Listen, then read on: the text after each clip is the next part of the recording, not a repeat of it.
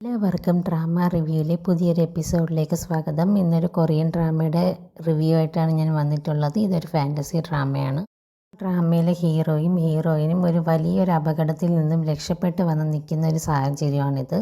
കുറച്ച് വില്ലന്മാർ ചേർന്ന് ഇവരെ കിഡ്നാപ്പ് ചെയ്തുകൊണ്ട് പോകാൻ വേണ്ടി വന്നിരിക്കുമായിരുന്നു.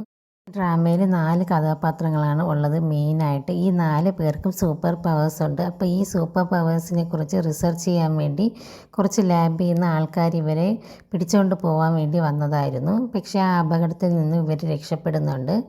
രക്ഷപ്പെടുന്ന സമയത്ത് ഈ പെൺകുട്ടിക്ക് കഴുത്തിൽ നല്ലൊരു ഇഞ്ചുറി പറ്റിയിട്ടുണ്ടായിരുന്നു. ഇത് അപകടമാണെന്ന് മനസ്സിലായപ്പം ഓട്ടോമാറ്റിക്കായിട്ട് അവളെ ടെലിപ്പോർട്ടിങ് പവർ ആക്ടിവേറ്റ് ആവുകയും അവൾ സേഫായിട്ടുള്ള സ്ഥലത്ത് അവൻ്റെ ബോയ് ഫ്രണ്ടിനെയും കൊണ്ട് എത്തുന്നുണ്ട്. അവിടെ വെച്ച് അവളുടെ കഴുത്തിൽ നിന്ന് അത്യാവശ്യം നല്ല രീതിയിൽ ബ്ലഡൊക്കെ വരുന്നുണ്ട്. അവൾ അവിടെ വെച്ച് കുറച്ച് കഴിയുമ്പോൾ മരിക്കുന്നുണ്ട്. അതിനു മുമ്പ് അവളുടെ അവസാനത്തെ ആഗ്രഹമായിരുന്നു എപ്പോഴെങ്കിലും ഒരിക്കൽ ഈ അരോര കാണണമെന്ന്. ലാസ്റ്റ് ആ ഒരു കാഴ്ച കണ്ടുകൊണ്ട് തന്നെ അവൾ മരിക്കുന്നുണ്ട്. ഇത് കാണുമ്പോൾ അവൻ ഒരുപാട് ഷോക്കായിപ്പോയി, ഒരുപാട് കരയൊക്കെ ചെയ്യുന്നുണ്ട്. അവൻ CPR ഒക്കെ കൊടുത്ത് നോക്കുന്നുണ്ട്. എന്തൊക്കെ ചെയ്തിട്ടും അവളുടെ ജീവൻ തിരിച്ചു കിട്ടുന്നില്ല. കുറച്ച് കഴിയുമ്പോൾ ആകാശത്ത് നിന്ന് ഒരു മഞ്ഞുതുള്ളി അവളെ കണ്ണിലേക്ക് വീഴുകയും അവൾക്ക് പെട്ടെന്ന് തന്നെ ജീവൻ വയ്ക്കുകയും അവളുടെ മുറിവൊക്കെ താനേ ഇല്ലാതാവുകയും ചെയ്യുന്നുണ്ട്. ഇതും അവൾക്കുള്ളൊരു സൂപ്പർ പവറാണ്. അവൾക്കൊരിക്കലും മരിക്കില്ല. കുറച്ച് നേരം അവളുടെ ഹാർട്ട് ബീറ്റ് നിന്നിട്ട് അവൾ ജീവിതത്തിലേക്ക് വീണ്ടും തിരിച്ചു വരും. എപ്പോഴും അവൾക്ക് അങ്ങനെയാണ് സംഭവിക്കുന്നത്. ഇവൾക്ക് എത്രയൊക്കെ അപകടം സംഭവിച്ചാലും ഇവൾ മരിക്കില്ല. ഇതൊക്കെ കാണുമ്പോൾ അവൻ ഒരുപാട് ഷോക്കാവുന്നുണ്ട്. ഇത്രയും അപകടത്തിൽപ്പെട്ട അവളെ ജീവൻ തിരിച്ചു വരികയും അവളുടെ മുറിവൊക്കെ താനേ ഇല്ലാതാവുകയും കാണുമ്പോൾ അവൻ പെട്ടെന്ന് പാനിക്കാവുകയും സ്ട്രെസ് കൂടുകയും അവൻ ഫെയിൻ്റായിട്ട് വീഴുകയും ചെയ്യുകയാണ്. അവൾ അവിടെ നിന്ന് ടെലിപ്പോർട്ട് ചെയ്ത് അവനെ അവൻ്റെ വീട്ടിലേക്ക് സേഫായിട്ട് എത്തിക്കുന്നുണ്ട്.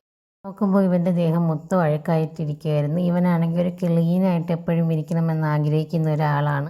അഴുക്ക് പിടിച്ചിരിക്കുന്നത് ഇവന് ഇഷ്ടമില്ല എന്ന് അവൾക്ക് അറിയാമെന്നുള്ളത് കൊണ്ട് തന്നെ ഒരു ടവലെടുത്ത് തുടയ്ക്കാൻ വേണ്ടി പോകുന്നുണ്ട്. പെട്ടെന്ന് അവൻ അവളെ കൈ പിടിച്ചിട്ട് എന്നെ വിട്ട് പോകരുതെന്ന് പറഞ്ഞ് ഉറക്കത്തിൽ അവൻ്റെ അമ്മയെ സ്വപ്നം കണ്ട് കരയുന്നുണ്ട്. ഇതൊക്കെയോ പേടിപ്പെടുത്തുന്ന സ്വപ്നങ്ങൾ കണ്ട് ഇവൻ കരയാണ്. അപ്പോൾ അവളും പറയുന്നുണ്ട് ഇത്രയും വലിയൊരു ആൺകുട്ടി കരയാമോ എന്നൊക്കെ ചോദിച്ചിട്ട് ഒരു നനഞ്ഞ ടിഷ്യൂ എടുത്ത് അവൻ്റെ ദേഹമൊക്കെ തുടച്ച് കൊടുക്കുകയാണ്. സമയത്ത് ബാക്കിൽ ഇവൻ്റെ പവറും ആക്ടിവേറ്റ് ആവണം. ഇവൻ്റെ സൂപ്പർ പവർ എന്താണെന്ന് വെച്ചാൽ ഇവന് സാധനങ്ങൾ പറത്താനായിട്ട് കഴിയും. ഇവൻ്റെ ചുറ്റുമുള്ള വസ്തുക്കൾ അവൻ്റെ കൈ കൊണ്ട് തൊടാതെ തന്നെ അവന് അനക്കാനും പറത്താനും ഒക്കെ കഴിയും. ഇമോഷണലി അവൻ സ്ട്രെസ് ആകുമ്പോൾ ഇവൻ്റെ സൂപ്പർ പവർ കൺട്രോൾ ചെയ്യാൻ പറ്റാതെ അത് താനെ ആക്ടിവേറ്റ് ആവും. ാണെങ്കിൽ അത് കാണുമ്പോൾ അവനെ സമാധാനപ്പെടുത്തി അവൻ്റെ സൂപ്പർ പവറൊക്കെ കൺട്രോൾ ചെയ്യുന്നുണ്ട്. അവൻ നൈറ്റ് മെയർ കൊണ്ട് കഷ്ടപ്പെടുമ്പോൾ അവൻ്റെ കണ്ണീരൊക്കെ തുടച്ച് അവൻ്റെ അടുത്ത് തന്നെ നിൽക്കുക.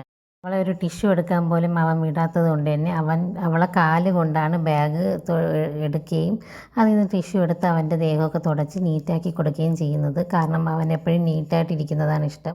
ഒരു ഫാൻറ്റസി ഡ്രാമയാണ്. ഫാൻറ്റസി ഡ്രാമ ഇഷ്ടമുള്ള കൂട്ടുകാർ ഈ ഡ്രാമയും തീർച്ചയായിട്ടും കണ്ടു നോക്കുക. അടുത്തൊരു വീഡിയോ ആയിട്ട് വരുന്നതായിരിക്കും. Thank you.